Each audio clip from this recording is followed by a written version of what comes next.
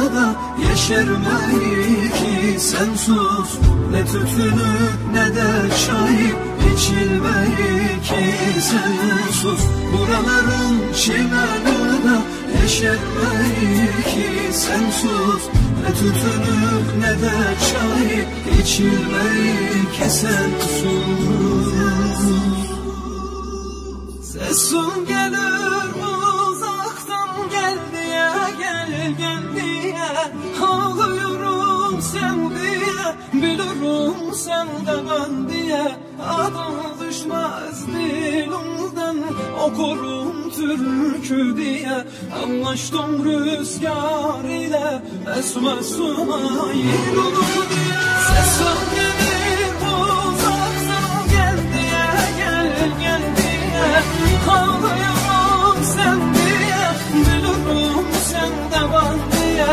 Adın düşmez dilimden, okurum türkü diye. Anlaştım rüzgar ile, esmez su ayrılık diye.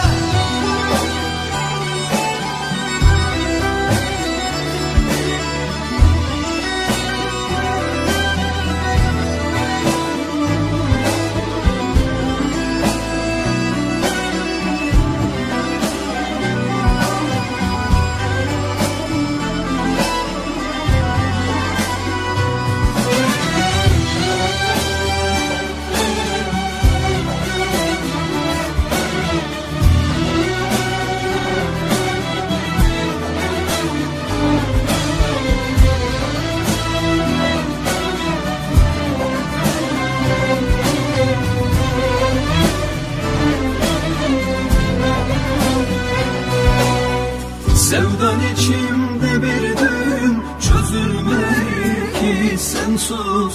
Ha bu dünyada bir şeyin değeri yok ki sensiz. Sevdan içimde bir düğüm çözülmeyi ki sensiz. Ha bu dünyada bir şeyin değeri yok ki sensiz. Sesin gelir uzaktan, gel diye, gel gel diye. Ağlıyorum sen diye, bilirim sen de ben diye. Adın düşmez dilimden, okurum türkü diye. Anlaştım rüzgar ile, esmez su ayrılık diye. Sesin gelir uzaktan, gel diye, gel gel diye. Ağlıyorum sen diye, bilirim sen de ben diye. Adın düşmez dilimden, okurum türkü diye. Anlaştım rüzgar ile, esmez su ayrılık diye. Sesin gelir